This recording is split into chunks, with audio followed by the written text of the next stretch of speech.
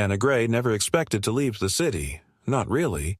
For over a decade, she had built a quiet reputation in the world of boutique landscape design, cultivating high-end private gardens that weren't just visually stunning, but environmentally intelligent. Clients paid her not just for color palettes and symmetry, but for her understanding of the way water moved through soil, how native plants resisted disease, and how a garden could thrive without waste or excess. It was a discipline. It was art. And in the end, it was exhausting. The burnout didn't come all at once. It came in phases. One more flaky client who wanted a Zen prairie on a budget of $200, another city meeting about tree ordinances she knew no one would enforce, one more late payment that made her question whether the work was even worth it anymore. But what finally broke her wasn't professional. It was personal. The loss of her mother, sudden and shattering, pushed her to reconsider everything. They had always shared a love for the natural world, and after the funeral, Anna found herself staring at listings for properties well outside the city, wide plots of open land where she could design without compromise, live without traffic, and, maybe, if the universe allowed, rebuild some kind of peace. She found the house in the middle of a quiet rural neighborhood 2 counties over. A modern structure nestled into a gently sloping parcel of land that faced south and caught the morning sun just right. It wasn't grand, but it was efficient, private, and surrounded by potential. The backyard descended into a natural hollow perfect for runoff control, while the front faced an open field dotted with scattered cedar and mesquite. Anna purchased the place outright, sunk her savings into renovations, and spent the next year transforming the raw earth around her into something worthy of the legacy she had carried from her mother's hands. This wasn't just a home. It was a living tribute to everything she had learned, loved, and lost. Over time, the landscape evolved into something quietly magnificent. Instead of flashy flower beds or synthetic turf, she layered in native sedge, fragrant monarda, low-blooming salvia, and delicate clusters of mule's ear.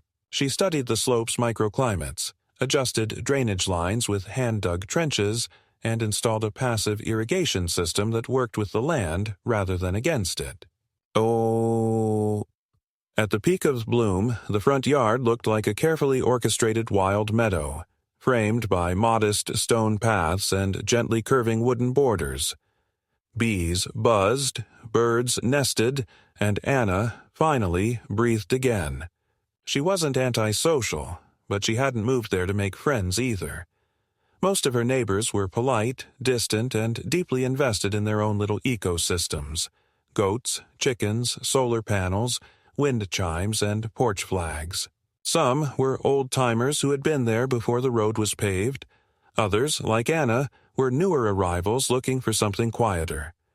For the most part, everyone minded their own business. Everyone except Karen. Karen Woods lived across the road in a wide, single-story house painted a shade of taupe that seemed designed to offend no one and please even fewer. Her yard was expansive and mostly barren, aside from a few patches of crabgrass, a concrete patio covered with solar lights, and a fenced-in area where she kept her animals. Goats, mostly. Nanny goats, she always said proudly, as if their gender conferred nobility. They bleated at all hours, chewed on anything within reach, and gave off a distinct odor that often drifted across the road on humid days. Karen introduced herself within the first week of Anna's move-in. She came over with a mason jar full of grape jelly and a speech about the land out here having its own rhythm, followed by a not-so-subtle dig about city types who didn't understand how nature really worked. Anna accepted the jelly, smiled, and chalked it up to rural neighborly charm, but something in Karen's tone had felt off, like a lecture disguised as a welcome. In the months that followed, Karen would show up unannounced, sometimes with eggs, sometimes with half-dried herbs, always with unsolicited advice. She commented on Anna's choice of mulch, her use of rainwater barrels, her planting zones. Once, she looked at Anna's newly installed dry creek bed and said, "That's cute, but you know the real way to control weeds is goats. They'll clear anything out in a day. Anna, trying to stay civil, would smile and change the subject. She didn't think much of it. Every rural neighborhood had its characters, and if passive-aggressive commentary was the worst she had to deal with, it was a bargain compared to what she'd left behind in the city. Karen seemed like the kind of person who needed to feel in control of her environment, even if that environment included other people's yards. As long as she stayed on her side of the fence, Anna had no interest in starting trouble. That changed the morning after the first major spring storm. The weather had rolled in overnight. Thunder, high winds, hail the size of marbles, and a long drumming of rain that lasted well into the early morning. Anna had woken up early to check for damage, mainly concerned about erosion on the southern slope and the loose soil around her new native switchgrass installation. Still in pajamas, coffee in hand, she stepped outside and froze. The gate was open. Not just open. Cut. The thick, galvanized steel fencing that had marked the boundary of her property was sliced clean through at the bottom corner. On the other side, hoof prints, clumps of half-digested plant matter, crushed blooms, and scattered across the front section of her carefully curated native garden, goats, 3 of them chewing contentedly on the remains of her mountain mint and lemon bee balm, their hooves grinding through the delicate roots of newly transplanted columbine. Anna didn't shout. She didn't scream or wave her arms. She simply stood there, blinking in the morning light, watching months of labor vanish under cloven feet and oblivious chewing. There was a strange detachment to the whole thing, a moment where she thought maybe she was dreaming. Then one of the goats tilted its head, stared at her blankly, and dropped a large pile of droppings directly on her irrigation box. The moment broke. She called Karen. No answer. She texted, not expecting a reply, and began carefully herding the goats back toward the opening in the fence. They weren't hostile, just stubborn.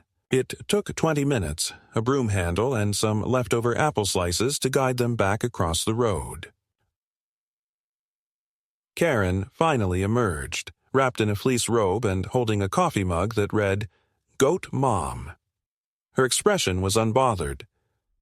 "Oh, they got out again?" she said lightly. "They're clever little girls. You should be flattered they only go for the good stuff." Anna didn't laugh. "They cut my fence," she said, voice low and even. Karen blinked. "Well, they certainly didn't bring wire cutters with them." The smile that followed was the kind that pretended to be friendly while daring you to challenge it. Anna stared at her for a long time, then turned and walked back to her side of the road, ignoring the sticky residue of grape jelly now staining her hand from the broken jar she hadn't even realized she'd been holding. Behind her, the goats let out a bleat that sounded suspiciously like laughter. Something had shifted, and Anna, for the first time, understood that this wasn't going to go away quietly. Anna stood silently for several minutes after returning to her porch, her hands clenched around the still warm ceramic of her coffee mug, now chipped from where it had knocked against the metal railing. The goats were gone, back across the road, but their presence lingered in the form of uprooted stalks, scattered droppings, and a trampled irrigation valve now tilted at an angle that made her stomach twist. The lemon bee balm was shredded, petals smeared into the gravel like someone had stomped through a watercolor painting. Her garden, carefully coaxed from seed, rooted through trial and observation, was no longer a landscape. It was a crime scene. She set the mug down and walked the perimeter slowly, inspecting the damage, taking mental inventory. A line of columbine had been flattened. The switchgrass, still fragile in its shallow roots, had been clawed at and chewed.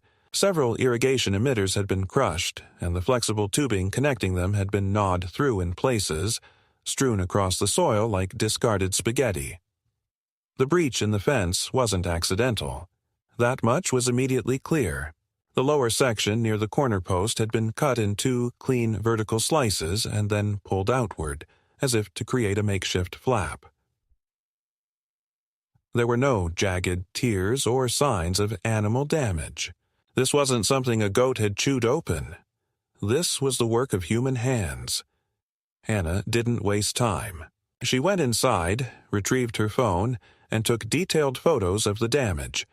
Not just the plants, but the fencing, the hoof prints, and the paths of destruction leading up to her irrigation system. She documented each section systematically, as if conducting a field survey. It wasn't anger that guided her, it was clarity. Anger would come later. For now, she needed to protect herself the only way that mattered in this kind of place: documentation. Rural life had its own rules, and if you didn't learn them fast, you got buried under them. The local animal control department had a satellite office 2 towns over.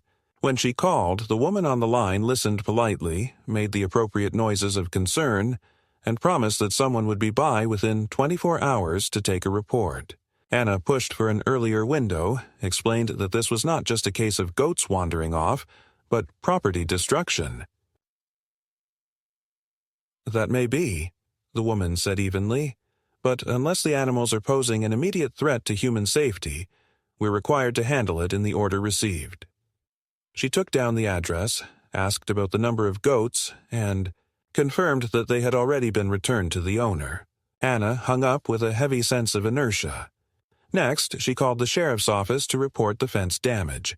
A deputy answered and, like the woman from animal control, asked measured questions. Not indifferent, but not particularly urgent either. Anna knew how this would play out. She had lived long enough in the city to understand that even clear evidence, a cut fence, photos, a specific animal origin, didn't mean immediate action.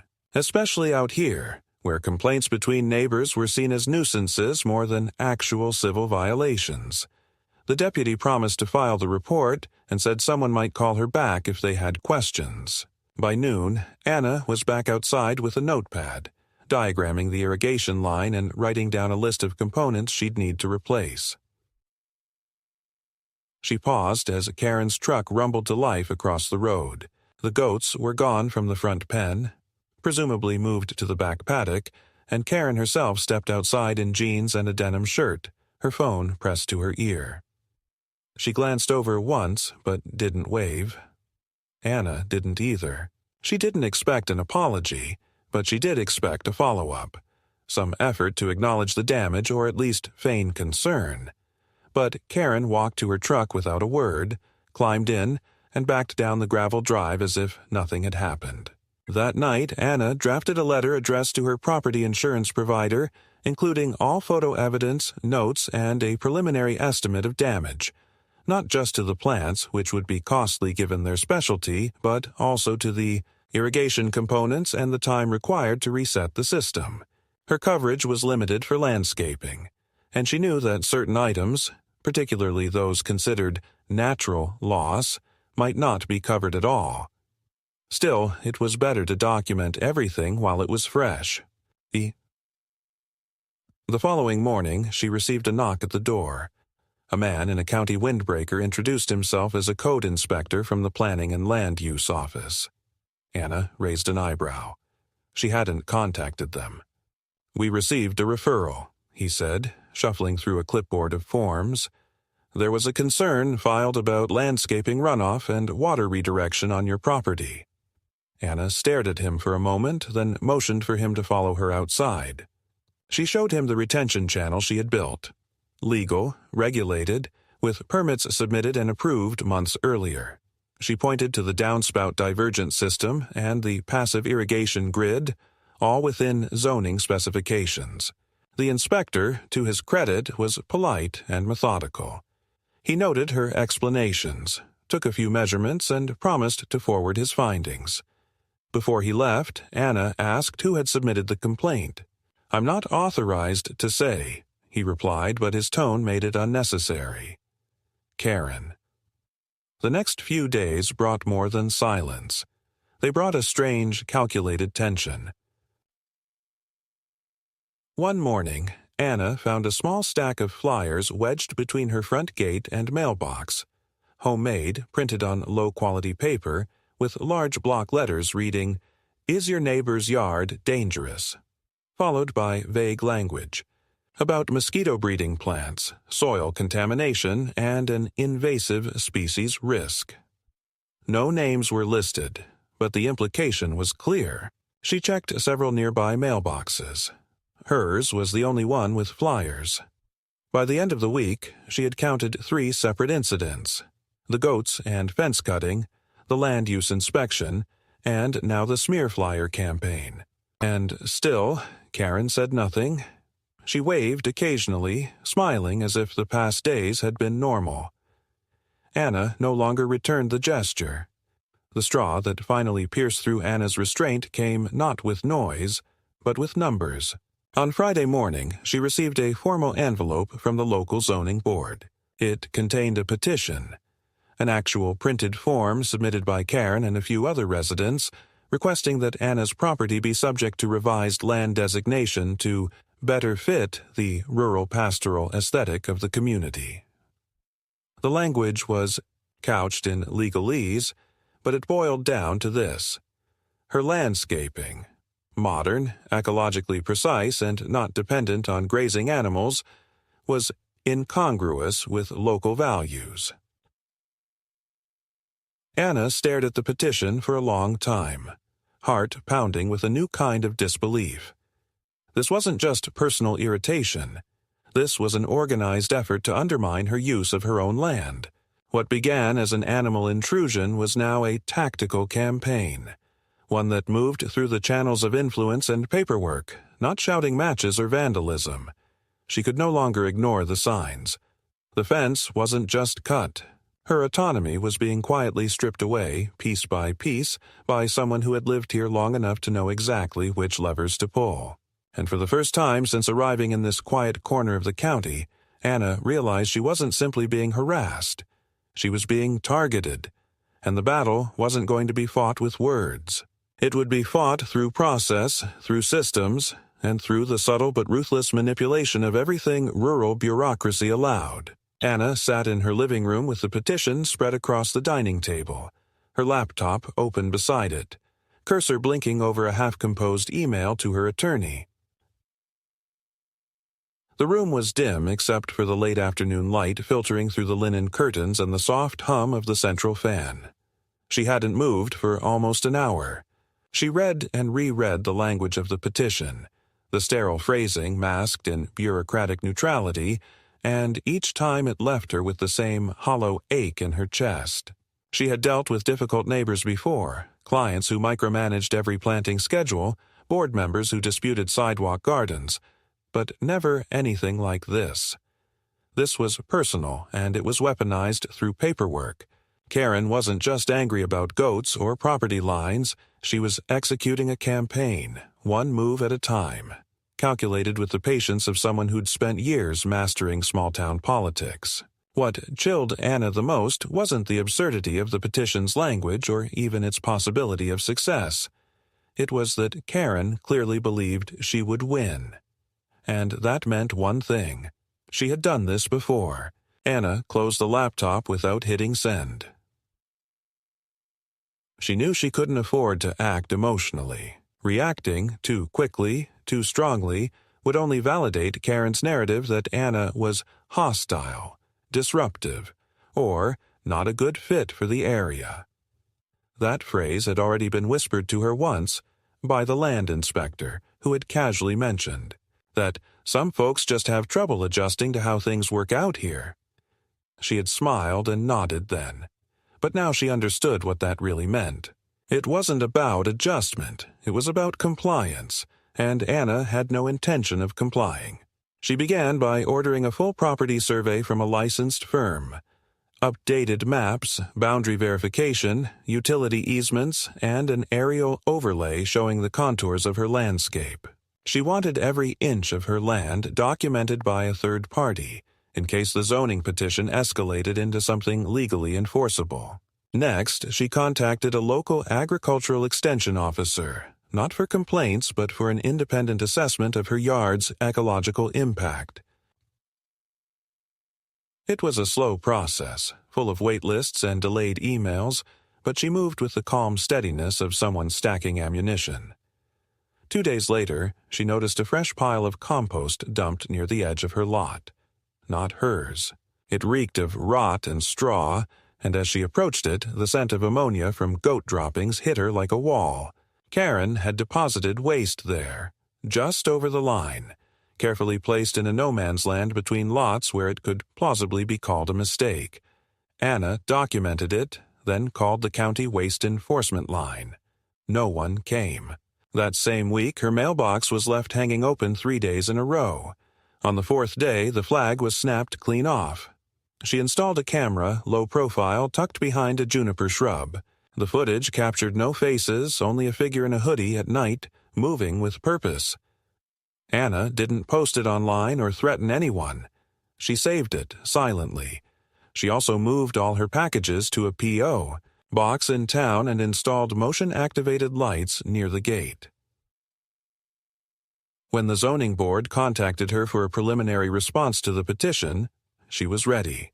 She sent a well-organized folder, survey data, ecological reports, water runoff calculations, and letters of support from 2 neighbors, both of whom had quietly reached out after hearing about Karen's involvement. They didn't want conflict, but they knew a power grab when they saw one. Their notes were brief, factual, and politely critical of the agenda-driven nature of the zoning request. Anna didn't need cheerleaders. She needed voices that the board would recognize as rational, invested, and grounded in precedent. Karen, in contrast, had gone loud. She organized a small meeting on her lawn, complete with lemonade, lawn chairs, and oversized poster boards displaying blurry phone photos of Anna's garden. One image showed a bee perched on a flowering sedge. Underneath it, the caption, "Habitat for Allergies." Another showed the dry creek bed with the phrase, "excessive water manipulation," scrawled beneath it in permanent marker. It would have been laughable if it hadn't been so methodical. Karen knew her audience. She wasn't trying to win over experts. She was speaking to the fear of change, the fear of outsiders, the unspoken fear that someone like Anna, with her muted wardrobe, her slow speech, her curated silence, wasn't really one of them. The petition didn't move forward. Not yet. The zoning board issued a temporary hold while they reviewed documentation. But the damage had been done in a different form, socially. Anna noticed it in the way the local store clerk paused before asking how she was doing, or the way one neighbor, who had once chatted freely about native grasses, now waved from a distance but didn't come closer. Karen hadn't just challenged her legally, she had marked her socially. Then came the second incident with the goats. It was a Tuesday morning, cool and overcast. Anna was inside drafting a maintenance plan for a client when she heard the now familiar scraping of hooves. She rushed outside to find not 3 but 6 goats meandering through her side garden, tugging lazily at the tender shoots of coral honeysuckle. The gate was still closed. The fence was still intact. But someone had clearly opened it, then latched it behind them. This time, Anna didn't go to Karen. She went to the animal control office in person, armed with photos, timestamps, and a printed statement. She made the complaint formal. She cited the prior report and added this as a repeated offense. The woman behind the desk nodded with the slow gravity of someone who had seen enough of these disputes to know how they ended. Not quickly and not cleanly. Karen arrived at her door later that day, not with an apology but with a pamphlet, an actual printed brochure titled Cooperative Land Use, a Guide for Modern Rural Living. She handed it over like it was a casserole, smiled with a polished edge, and said, "I figured you might want to read up on how to better integrate your space with the rest of us. You know, less conflict, more community." Anna didn't take it. She didn't even speak. She looked at Karen for a long moment, then turned and shut the door slowly, gently, without a word. That night, she emailed her lawyer again, this time with everything. Photos, videos, timestamps, scans of the zoning petition, notes from the land inspector, and the incident reports from animal control. She asked for a restraining order, not to keep Karen away physically, but to legally prohibit further intrusion, sabotage, or attempts at zoning manipulation under false pretenses. It would be hard to get. Courts didn't like to intervene in neighborhood spats. But this wasn't a spat. This was a systemic, targeted escalation. 2 days later, a letter arrived, not from Karen, not from the zoning board, but from the local horticulture society. Someone had submitted a complaint about non-compliant plantings on Anna's property. According to the letter, her use of certain cultivars posed a potential risk to ecological balance and required review. She read it twice, then a third time. There was no signature, no name, just a committee address and a phone number. She didn't call. She drove there. The receptionist looked surprised but courteous. When Anna asked who had submitted the complaint, the woman hesitated, then said, "We don't disclose that unless it's a formal violation." Anna smiled thinly, then handed over a 3-page portfolio. Botanical certifications, genus by genus, breakdowns, invasive species clearance, and a formal request to audit whoever filed the complaint for conflict of interest. The receptionist blinked, took the packet, and said nothing. Anna drove home slowly, watching the familiar landmarks roll past. The old water tower, the row of leaning mailboxes, the hayfield now dotted with rusted tools. Her jaw clenched not with rage, but with resolve. Karen had underestimated her. She'd assumed that silence was weakness, that self-containment was surrender. But Anna hadn't spent her life building quiet beauty just to let someone claw it apart with passive aggression and half-truths. The fence might have bent. The flowers might grow back. But Anna was done pretending this was just a misunderstanding. It was a siege. And she was preparing for a war Karen didn't know how to fight. The summons came in a nondescript envelope, tucked between a stack of weekly flyers and a veterinarian's coupon catalog. Anna almost missed it. She stood at her kitchen counter, the envelope in her hand, her thumb pressed against the crease where the county seal peeked out faintly through cheap, recycled paper. It wasn't from Karen. It wasn't even from the zoning board. It was from the civil court clerk, a formal notice of mediation.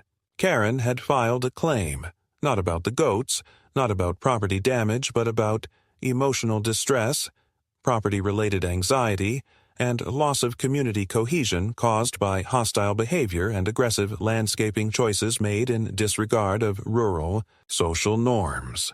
Anna didn't laugh when she read it. She didn't blink. She just exhaled, long and slow, then poured herself a glass of water and opened her calendar. The court had set the meeting in 2 weeks' time. She contacted her attorney, forwarded the documents, and spent the evening scanning every piece of correspondence she'd received from Karen over the last 6 months. There weren't many, just a handful of printed notices, 2 emails about shared values, and a now absurdly ironic brochure about cooperative land use. Her attorney responded within an hour. The claim was flimsy, subjective, and lacked any material evidence. But that wasn't the point, and they both knew it. Karen wasn't trying to win in court. She was trying to bury Anna in process. The day of the mediation arrived under a gray, leaden sky that made the drive to the courthouse feel heavier than it should have. Anna arrived early, parked far from the entrance, and sat in silence for 10 minutes, watching her reflection in the windshield. She wasn't afraid of Karen, but she was tired. Not of fighting, but of needing to. Every act of defense consumed energy, and each new attack demanded more preparation, more control, more evidence. It felt like keeping a fire going with wet wood. She checked her notes, her documents, her neatly labeled folders. Everything was in order. The mediation room was sterile, fluorescent lit, with a circular table too small for the tension it was meant to hold. Karen was already seated, accompanied by a man in a pinstripe suit who looked like he hadn't spent more than an hour outside in his life. Her expression was pleasant, her posture calm, as if she were here to discuss garden club bylaws. Anna took her seat, exchanged a curt nod, and avoided looking at the smug half-smile that had begun to define Karen's entire face. The mediator introduced herself. A neutral presence with a neutral voice and a stack of notes thicker than the claim itself. Karen spoke first, her voice calm, filled with feigned vulnerability. She described the goats not as intruders, but as cherished animals, deeply distressed by the hostile perimeter Anna had installed. She said she'd tried to be neighborly, to offer solutions, to open a dialogue, but had been met with coldness, aggression, and disregard. She described the garden as unnaturally dense, said it blocked airflow, and mentioned a mysterious pollen haze that supposedly triggered headaches among passing neighbors. The language was carefully chosen, not angry but wounded, as if Anna's landscape were not a yard but a siege tower parked outside a peaceful village. When it was her turn, Anna spoke simply, clearly. She laid out the sequence of events: the fence cutting, the unauthorized animal intrusion, the baseless petition, the vandalism, the orchestrated harassment through zoning channels and anonymous complaints. She presented documents, photos, timestamps, animal control filings. Her voice didn't tremble. She didn't argue. She stated facts, chronology, impact. Her attorney added legal context, definitions of nuisance law, private property rights, and the thresholds for actionable distress. The mediator nodded, took notes, asked questions. Karen's lawyer objected only once, when Anna mentioned the surveillance footage of the mailbox incident. "There's no proof it was my client," he said with professional detachment. Anna didn't respond. She didn't need to. When the session concluded, the mediator leaned back and sighed softly. Not from emotion, but from the sheer weight of having to untangle a mess that had nothing to do with legality and everything to do with control. She recommended dismissal of the claim. No damages, no concessions. Karen's lawyer scribbled something into his notebook, expression unreadable. Karen didn't look at Anna as they stood to leave. For the first time, her smile flickered. Not cracked, just flickered. But it was enough. Anna saw it, and for a moment, the weariness gave way to something harder, cleaner. Not relief, but recalibration. 2 days later, the real blow landed. Anna returned home to find a new sign hammered into the edge of her property. Tall, white, official-looking. Proposed rezoning area, subject to public comment. A letter followed the next day. Karen had escalated her petition into a formal zoning amendment proposal, now attached to a broader rural cohesion initiative, spearheaded by a newly formed community council. It was a legal fiction. A committee comprised of 3 people: Karen, her cousin from the next property over, and a man who owned a feed store but hadn't lived in the area for years. But the letter had the county seal and a formal review date. It was real. It would be heard. Anna sat at her desk reading the letter over and over. Her hands didn't shake. Her eyes didn't blur. But something inside her began to shift. She had tried restraint. She had followed every rule, answered every challenge with composure and law. And now Karen was using the very system Anna had respected to tear through her life like a scalpel. It wasn't revenge. It wasn't even hatred. It was ideology. The belief that if someone wouldn't adapt, they must be erased. That night, Anna wrote 3 letters. One to the County Planning Commission, requesting a formal hearing to contest the amendment.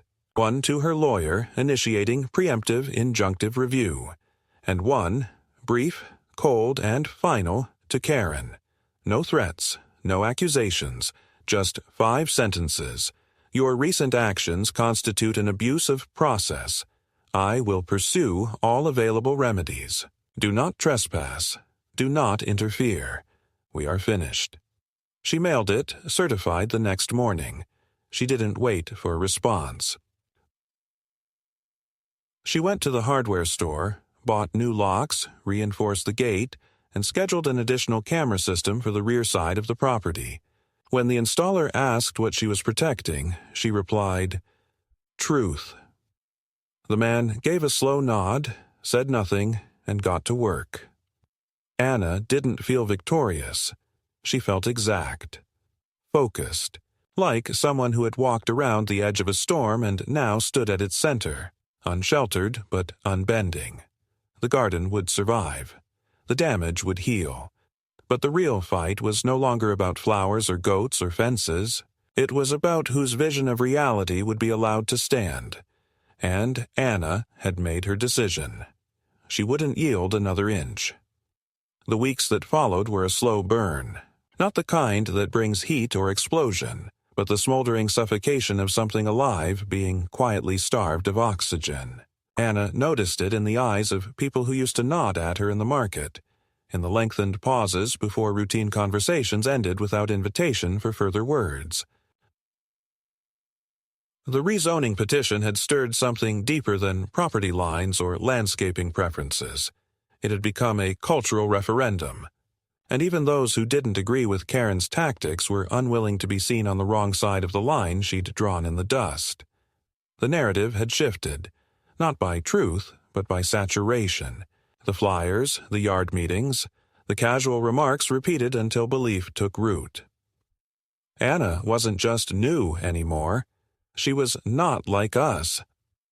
Karen's maneuver was more than an attack. It was a framing device. She painted herself as the reasonable traditionalist, the last line of defense against encroaching ideology. It wasn't about goats or gardens anymore. It was about who defined community, and whether you could be part of it without kneeling to its self-appointed gatekeeper. The rezoning hearing was still weeks away, but Karen was already campaigning like it was a mayoral election. She invited county officials for dinner. She hosted a pastoral appreciation night in the field behind her house, complete with a projector slideshow of old community photos, most of which Anna suspected came from archives and had nothing to do with Karen's own property. She gave speeches. Not loud, not angry, just earnest, gently nostalgic speeches about restoring the land to shared purpose and preserving a simpler rhythm of life. People clapped. They clapped because they were tired, or bored, or afraid of being left out. They clapped because she gave them a story, and stories, even false ones, offer comfort when facts don't. Anna didn't try to fight fire with spectacle. She worked behind the scenes, gathering affidavits, expert letters, precedent from nearby zoning conflicts.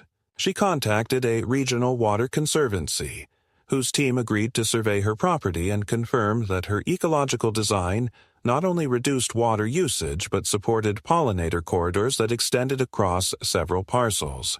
They agreed to provide a public letter to be entered into the hearing record. But even with evidence on her side, she knew what she was up against. Karen didn't need to be right, she just needed to be louder. The next incursion wasn't legal, it was intimate. One morning, Anna awoke to find her back gate ajar again. A section of trellis snapped cleanly at the base. It wasn't structural, but it had taken months to establish and the damage was surgical. Not chaotic, not random. It was a message. Not destruction, but erosion. The lock hadn't been broken. The gate had been opened with the key combination. Someone had either watched her enter it or found a way to manipulate the mechanism. Anna changed the lock immediately, upgraded the access panel, and added another camera to the rear hedgerow. 3 days later, someone dumped a load of dried hay soaked in something oily at the edge of her compost pile. It didn't ignite, but it reeked of accelerants. She called the sheriff again. They sent a deputy who was apologetic but offered nothing useful. "No way to prove who did it," he said, glancing toward Karen's property but not saying the name. Anna nodded, thanked him, and added the incident to her legal log, which now spanned 37 pages. She had started sleeping with the windows closed and a weighted flashlight near the bed. The landscape she had once designed for tranquility now felt exposed, a stage without curtains. Her own home had become defensive architecture. Layers of locks, sensors, barrier planting recontextualized not for beauty but as tactical cover. She stopped jogging in the mornings. She stopped leaving notes on neighbors' doors when packages were delivered to the wrong address. The idea of friendliness had calcified into a risk she couldn't afford. The zoning board set the hearing date for the following month. In the lead-up, Karen distributed an open letter, signed by 11 community members, arguing that Anna's uncooperative attitude and unnatural landscaping practices were proof she didn't understand the biological and emotional needs of rural settlement. Anna recognized 3 names on the list. 2 had never spoken more than 5 words to her. 1 had once borrowed her hose attachment. She debated confronting them, but didn't. Nothing could be gained. The decision had already been made. She wasn't being judged on what she had done. She was being judged on what she refused to become. A week before the hearing, someone left a dead chicken on her front step. No note, no tracks, just the limp weight of it sprawled across a flattened box of delivered irrigation parts. It wasn't grotesque. It was quiet, almost polite, but it was a line. It was the kind of escalation that couldn't be laughed off or dismissed as rural weirdness. It was threat couched in silence. Anna called the sheriff again. They took a report, photographed the scene, and promised a follow-up. Nothing came of it. Her lawyer advised filing a temporary protection order. Not a restraining order, too hard to prove imminence of harm, but a civil notice, legally binding, requiring Karen to cease all forms of direct contact and third-party interference pending resolution of the zoning hearing. The filing fee was steep, the paperwork longer than the original property deed. But Anna did it. Not to win, to draw a line, to say, this ends where I say it does. Meanwhile, Karen went public. She gave an interview to a local newsletter, framing the conflict as a misunderstanding between visions, and quoted herself saying, "We can't lose what makes us whole just because someone wants to play Garden City in the dirt." The newsletter ran, the story under the headline, "Preserving Heritage, Plant by Plant." There were no mentions of the goats, the fence, or the dead chicken, only sunlight and smiling photos. The final days before the hearing passed like an undercurrent before a storm. No more direct attacks. No more letters. Just silence. The kind of silence that settles after enough work has been done in the dark to let the outcome speak for itself. Anna spent her nights preparing. She cataloged every plant species on her land, including genus, water need, ecological benefit. She printed out maps of bee travel patterns. She rehearsed statements, not emotional ones, but tight, clear breakdowns of why the rezoning effort was not only groundless, but dangerous. The morning of the hearing arrived brittle and cold, the sky a low slab of gray. She dressed simply, in slate blue and charcoal, not because it was symbolic, but because it blended into the walls. She didn't want to be noticed for fashion.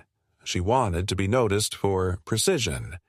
The hearing room was full, more than she'd expected, people who never attended local meetings. A few she'd only ever seen from a distance. Karen sat near the front, wearing a soft white sweater and reading from a folder with the quiet assurance of someone about to be praised for their sense of duty. Anna was called third to speak. She rose slowly, walked to the podium, and laid out her case in less than 12 minutes. She didn't raise her voice. She didn't accuse.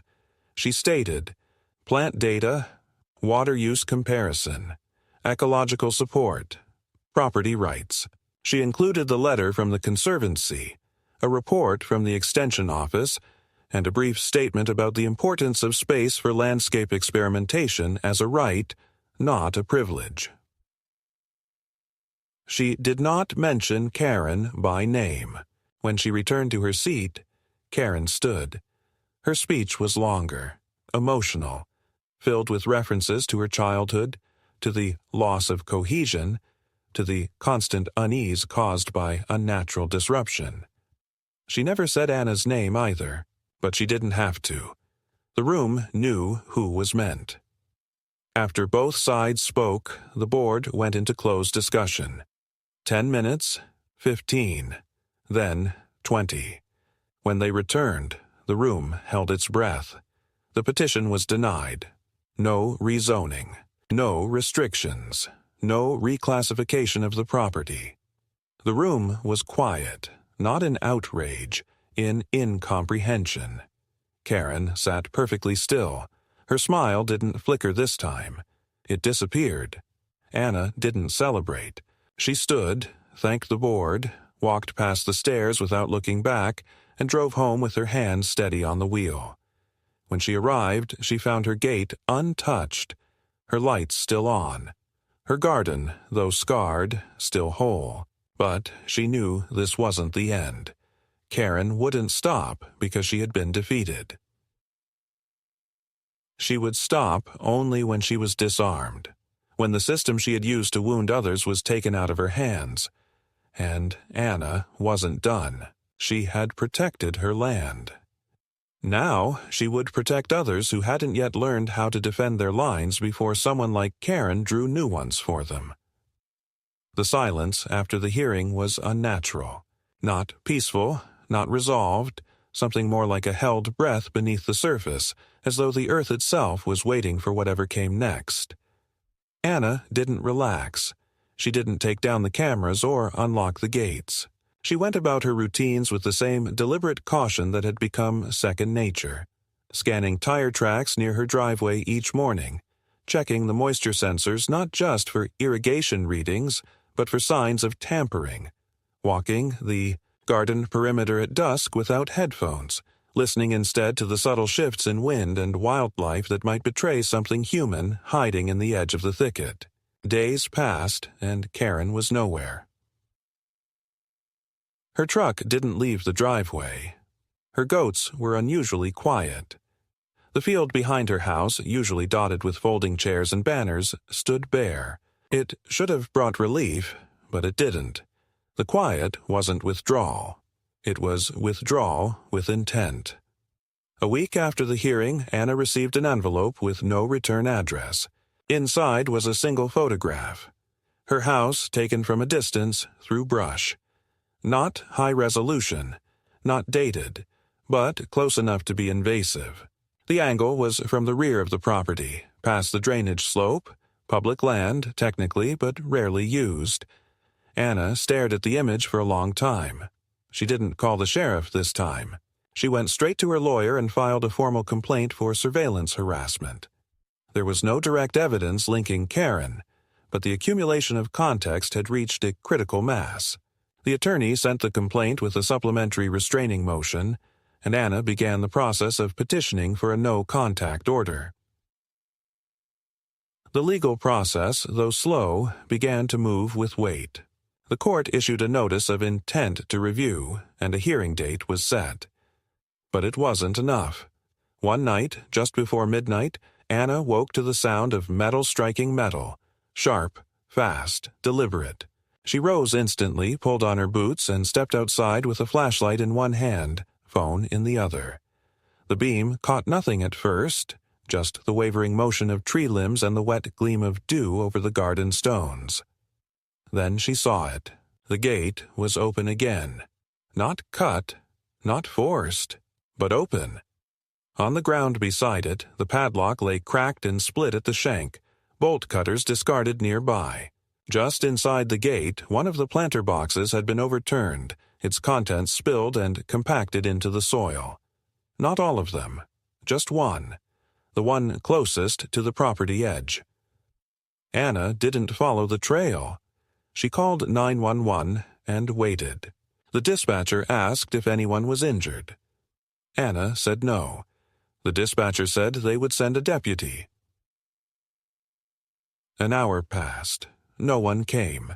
The next day, Anna filed for a private security license, which allowed her to install higher resolution surveillance with night vision and motion tracking without the usual permitting delay.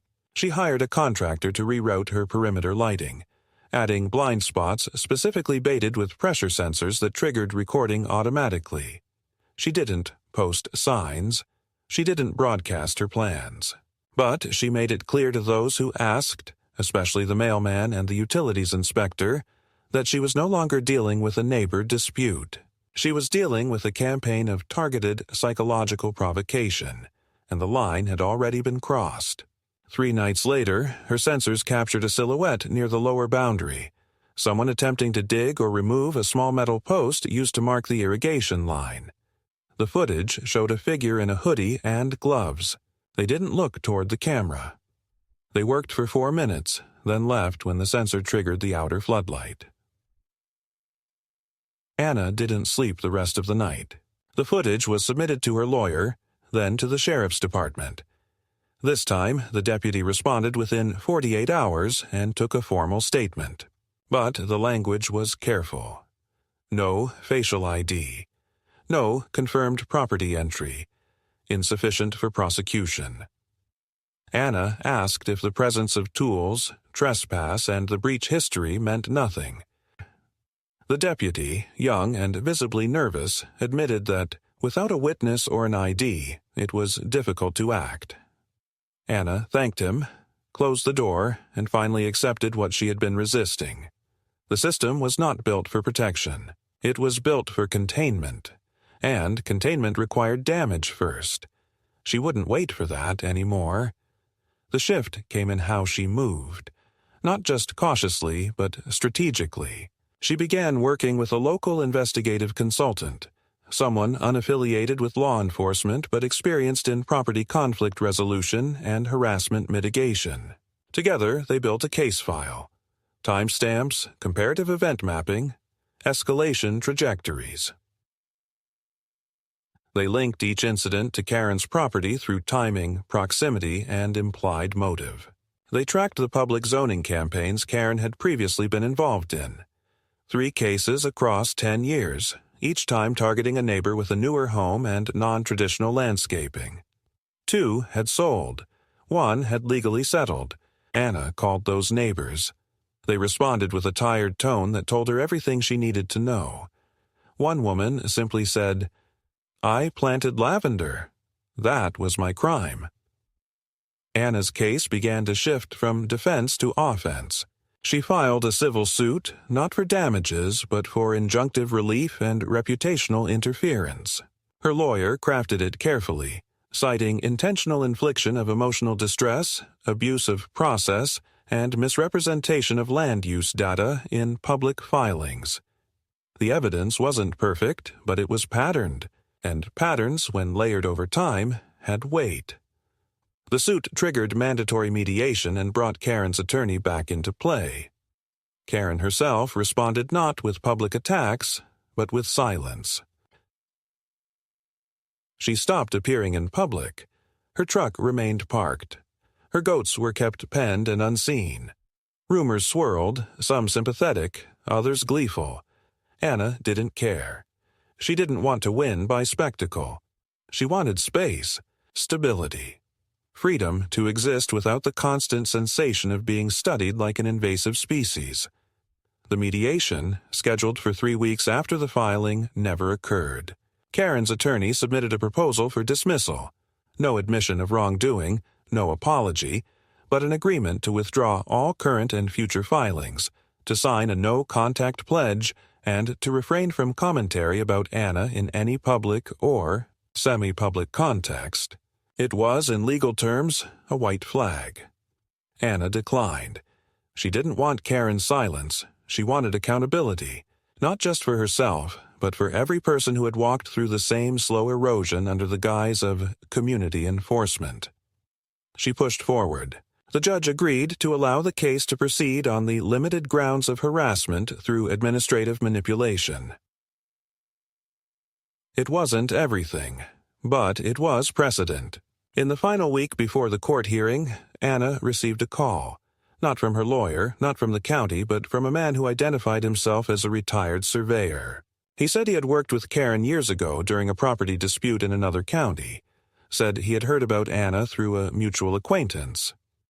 He didn't want anything, just wanted her to know that Karen had done this before, and that the worst mistake people made was thinking that silence meant surrender.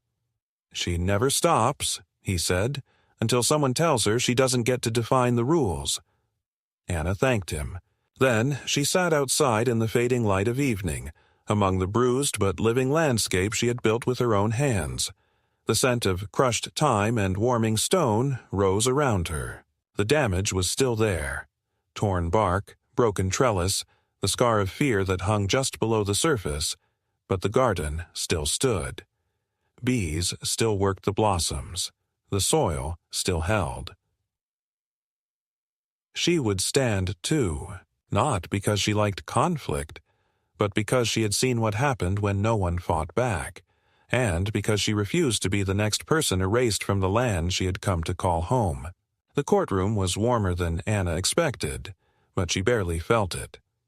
She sat at the plaintiff's table beside her attorney, a folder of documents under her hands, not because she needed them in that moment, but because the weight of it grounded her.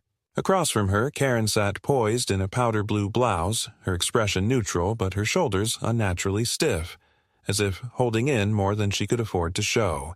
The judge, a tall woman with a clipped voice and years of arbitration behind her, had reviewed the case thoroughly.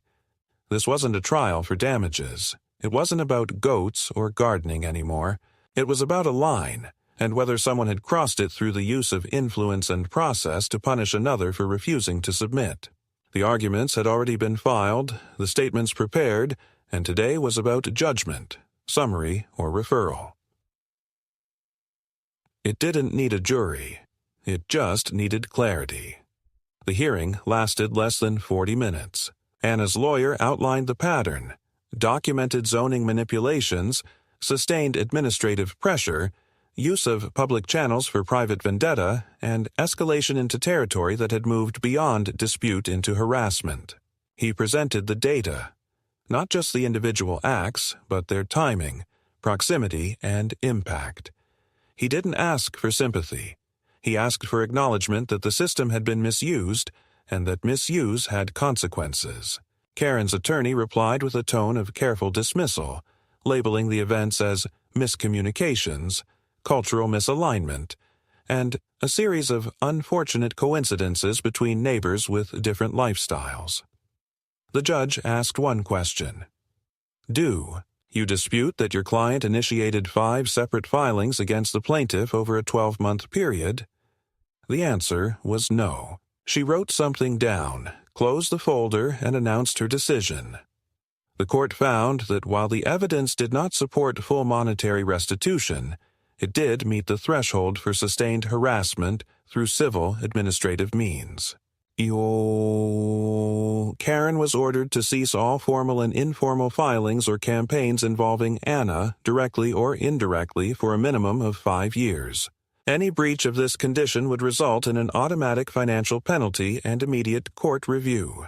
Furthermore, the judgment would be recorded and attached to any future petitions Karen submitted involving land use disputes. She didn't speak when the ruling was read. She only sat still, her fingers curled tight against her lap, her mouth a thin, unmoving line. Anna left the courthouse not with triumph, but with breath. She drove home without the radio, rolled down the window, let the dry summer air move across her face like the wind in tall grass. The road twisted familiar turns. The mailbox cluster appeared like a landmark in an old dream, and the sight of her front gate, intact, sealed, and untouched, felt more meaningful than any ruling ever could. She parked, stepped out, and stood in the silence of her land. For the first time in months, no part of her waited for something to be broken. The following weeks passed without incident. No letters, no midnight noises, no whispers of rezoning or public comment forms. The landscape was quiet. Not just in sound, but in spirit. She began replanting the trellis that had been damaged during the break-in, anchoring new vines and stabilizing the soil where it had been disturbed. She brought in a friend from a nearby town, a retired horticulturist, to help reinforce the irrigation system and realign the passive drainage trench. Not because she needed help, but because she wanted someone to witness the restoration. The act of rebuilding, when done in solitude, could start to feel like denial. With company, it felt like insistence. One afternoon, a man from the county commission came by unannounced. He was soft-spoken, middle-aged, with a clipboard and a look of faint embarrassment. He said he wanted to check on the property post ruling. Not to inspect, just to understand. Said there was talk now, behind closed doors, about how the system had allowed the situation to escalate so far without intervention.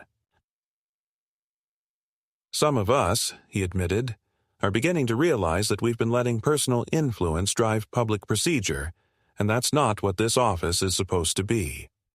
Anna nodded, said nothing for a moment, then offered him a glass of water.